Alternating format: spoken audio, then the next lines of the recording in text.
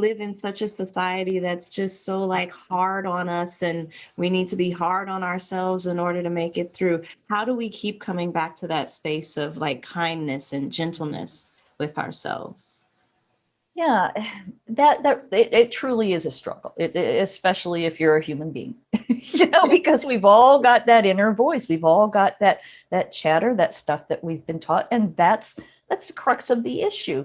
And sometimes our stuff doesn't want us to examine it. I mean, if I can mention Paul Levy and his the Wetiko mind virus is that you know about, and he's in this summit, so people can reference his interview. But there is there's an energetic force that doesn't want us to succeed. It doesn't want us to do this self-examination. It doesn't want us to feel good. So if we can remember, again, there's this thing inside of us, this powerful thing that can express itself if we just ask it to.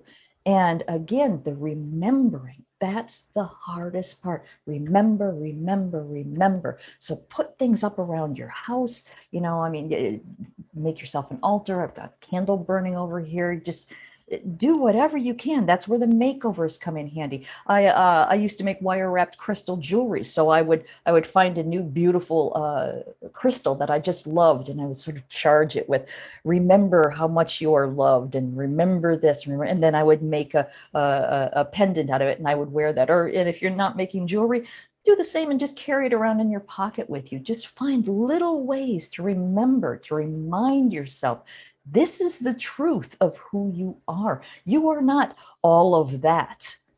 Again, that's the biggest challenge. And I think that's why so many people struggle with keeping their weight in balance, because we all deal with this garbage. We all deal with this crap. Yeah, absolutely. Before we continue any further, I do want to make sure that I take a moment to mention your website, which is lisabonice.com. And so, does that mean, even though you said you were wary of people seeing this interview and then going and looking for your book, can they go and find your book and your other books there? Yeah, they can indeed. They're all of my books are available on Amazon.com as well. My website is just sort of a gathering place for all the stuff that I do. I've got a blog that I update now and then. I've even got a couple of recordings of my doing stand-up comedy from the old days. Yeah, there's a lot of fun stuff that you can find there. It's a very eclectic mix of who I am and what I do. Wonderful. Thank you very much. And so now I would like to ask you about if or how there are ways that humor contributed to your journey, and maybe not so much, but I'm very curious. I find for myself that when there's something that I'm struggling with, if I can find a way to laugh at it, it doesn't diminish it. Sometimes it does lead me to an opening that I wasn't aware of before. And so I'm wondering what possible ways you might have seen the same thing happening with you for this book and for the weight balancing process of shape shifting. I really like that question. I think the thing I love about humor is that, the obvious, it helps you take things less seriously. I mean, that's what it's about, obviously. But but when you take things less seriously, if you can find the humor in it, I mean, the process of writing a joke is to find a premise and look at it from a completely different angle and mention this different perspective, this different way of looking at it. And oftentimes, I mean, what makes a good joke is that this tickles you, that, oh my God, that I see it completely differently now. So yeah, humor to me really, it does help. It diffuses painful situations. There's no doubt about that. I mean, these days things have changed. Obviously, we're becoming more woke and more politically aware and more, hopefully more compassionate about the suffering of others. So comedy can be difficult now. It can be that's actually one of the reasons I didn't do stand up for, I quit after like 7 years, because I was having a hard time um, writing jokes that weren't based in cruelty, because really a lot of humor is poking fun at something, or just derogating and saying mean things. And so that was one of the reasons I stopped doing stand-up, because it was hard for me to stand up on stage and say these kind of nasty things. And I'm not saying that other people can't do it. There are some people who are just brilliant at kind-hearted comedy. It just wasn't in my makeup at that time. So sometimes humor can be cruel, but other times it can be so uplifting. I mean, I'm forgetting the name of this very famous person who used laughter therapy to help recover from cancer. That laughing really does, seeing the humor in something really does bring healing. That's a Yeah. very long answer to a fairly No, short question. I loved it because it's a thing that I find fascinating, and it feels as though, in the same way that what we're discussing here, um, delving into it reveals aspects of ourselves, and in the same way, humor can do that as well. It can reveal and illuminate a lot, but it can also show some things about ourselves that we might not be so comfortable with. It feels as though what you're talking about, is really another pathway that takes us into the core of ourselves, of what it means to be a person in a body, moving through the world, and that there are some universal principles that you're inviting people to make use of and then apply to their own lives in ways that work for them. Yeah, absolutely. And again, weight loss is just sort of an excuse. It's what brought me into this kind of self-exploration. I was, when I was writing this book and seeing these results, I was actually sort of grateful that, what, if I had not gained all this, 50 pounds overweight, I'm a fairly small person, so 50 pounds on me, I was pretty big. And so by my body, I felt like my body was, betraying me and tricking me, and I hated my body for it. I was so angry at my body. Uh, but again, as I really dove in and I practiced these metaphysical principles, what better way to learn alchemy? What better way to learn about our own magical abilities, about our own powers of creation from the inside out? Not everybody needs to do this, obviously, but this was my dharma. This was something that I personally needed to learn, to work on. And it's how I know when I gain extra weight, because I've lost this weight, and for the most part it stayed down, but I go up and down a little bit. But I know now that when it goes up, that's my barometer. Hey, pay attention, pay attention, you're not taking good care of yourself. Maybe you should stop eating all the crap. Maybe you should move around a little more. Maybe you should stop and think about what are the thoughts you're brewing in your head that are keeping you from taking care of yourself. So yeah, weight loss is just one reason to do transformational work. Yeah. I like that. I like that image of each of us as the alchemist and as the gold at the same time. I really love that. Something that this conversation is making me think about, Lisa, you mentioned people commenting on your weight after you had written this book and put yourself out there in a pretty vulnerable kind of way. um, is the increasing awareness that we are coming to, that women's bodies do not belong to the public sphere, that our perfect balanced space is for us to determine and not for someone else. Can you speak on that a little bit? I would love to. Thank you. Because this has really been one of my biggest pet peeves.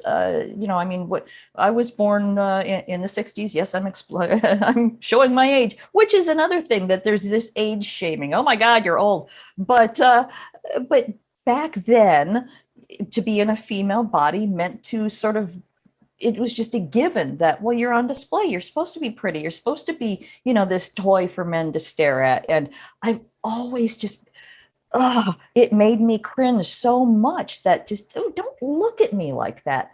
That I learned eventually that that was one of the reasons I was putting on, I wasn't packing on pounds, but I was putting on enough to where I wasn't like, oh, Playboy bunny type body.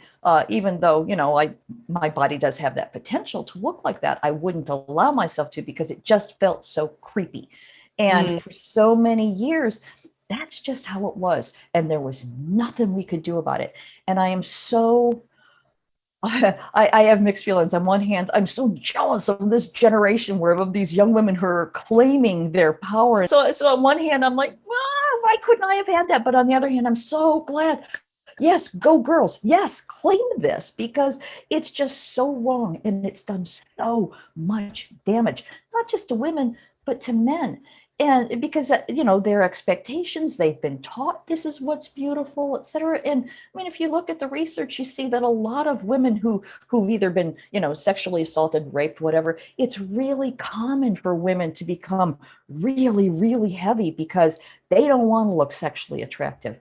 I know a young woman who was sexually assaulted and she stopped eating. She mm, became anorexic and stopped having periods because she didn't want to be in a female body anymore. So yeah, being in a female form can be so difficult, and exploring it is it is such a challenge because we're at a transition time where what it means to be female is completely different from what it used to be. And I know a lot of older women are trying to catch up with, well, what does that mean? And younger women are like, what are you talking about, old lady? That's not how it is anymore. So I love that we're at this transition phase where women are regaining their power. Where the pendulum is swinging. Sometimes it goes too far. Sometimes it doesn't go far enough. But yeah. the fact that the feminine principle is starting to become more balanced with the masculine is, I think, one of the most amazing things that I've experienced, being alive at this time. Yeah, I absolutely agree. And I love that this sense again of this reconnection to our bodies and reconnection to our spirits, it gives us permission to really claim our power Mhm. as the owners and possessors of these bodies that we're moving through the world wearing. Right, right. And just Right. because it's a female version doesn't mean that we're sex toys. Yeah. And I mean, even saying that, just saying that out loud, again, brings up the voices of, the male influences of my childhood, my upbringing of, oh, shut up. There's Yeah. all this training, all this programming that we get that we really don't pay attention to unless we're paying attention to it. And it's Mm, so important to just listen to your intuition. Is that yeah. true? Is that true? No, it's not. Yes. And the ways that we can go through life. I'm thinking about my own experiences of going through life very armored, which protected me and was effective in a lot of ways. But it also meant that I spent a lot of time shut down and disconnected from myself. And so a lot of my journey has been about coming back to this place of softness and suppleness and gentleness and kindness with myself, that I don't need to have spikes out all the time, you know? And it feels like this is a good practice for that as well. Yeah, yeah, absolutely. I love the way that you put that, the allowing yourself to be what are considered to be feminine traits, soft, nurturing, gentle, and just Mm, allowing that to be yeah. without the guard being up. That's beautiful. It's a true challenge for some of us, but it's what we can strive for. Is there any aspect of this that you feel that we haven't covered that you really want to make sure that participants receive or that they are able to connect with in this interview?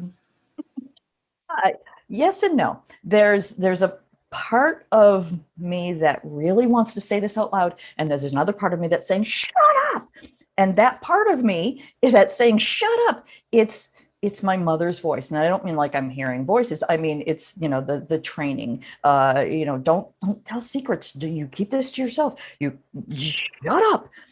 But that voice, that training is part of what's caused my problem, for lack of a better word, my issue, my challenge, my stumbling block, my obstacle is this, that my mother had. I wouldn't say she had an eating disorder. She wasn't anorexic or bulimic, but she was heavy as a teenager, and she spent her entire life really struggling her weight. And back in the 60s, she was on diet pills. I mean, like the prescription, the Valley of the Dolls kind of diet pills that all the women were on. Everybody was pencil thin in the 60s because they were all on speed. And so, she spent her entire life really struggling with her weight. And she was always able to stay very thin, but she always said horrible things to me and my daughters because those were the things she was saying to herself. Oh my God, those pants make you look fat. Oh my God. And so that's that voice that's inside my head. That's the one that is trying to shut me up to not talk about this. And again, that's where the Wetiko thing comes in, where shut up, don't look at it, don't talk about it. But my advice is look at it, talk about it. It's in there and it can be removed. It's not the real you. It's not that beautiful light body that's within you that is waiting to be rippled outward. And I think that that's probably some good closing words. Those are amazing closing words. And I love the invitation that as we're healing ourselves, we're also healing mother lines, and we're sending the healing down to our descendants as well. That's a beautiful way to conclude. Thanks for listening. Check out Castle Gate, a novel based on my own ancestral healing journey, at lisabonis.com. In 1921, 4 men set off from Scotland to the United States. Will Garrock, his brother Pete, his son Willie, and his nephew Thomas, all coal miners. They left behind the miners' rows and the nationwide mining strike with its soup kitchens. Their destination was Castlegate, Utah, where they had kin to welcome them before sending for their wives and children. They prospered in America, working in one of the finest mines in Utah. Until that tragic day, March 8th, 1924. Disaster struck. 3 explosions trapping 171 men inside. Rescue crews worked tirelessly for days, but sadly, they could not save a soul.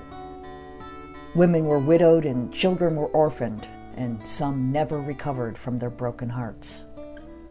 Castlegate is the true and tragic saga of a Scottish family whose dreams of finding their fortunes in the bountiful coal mines of Castlegate, Utah during the Prohibition era explode in one of the most devastating mine disasters in American history. Learn more at lisabonis.com.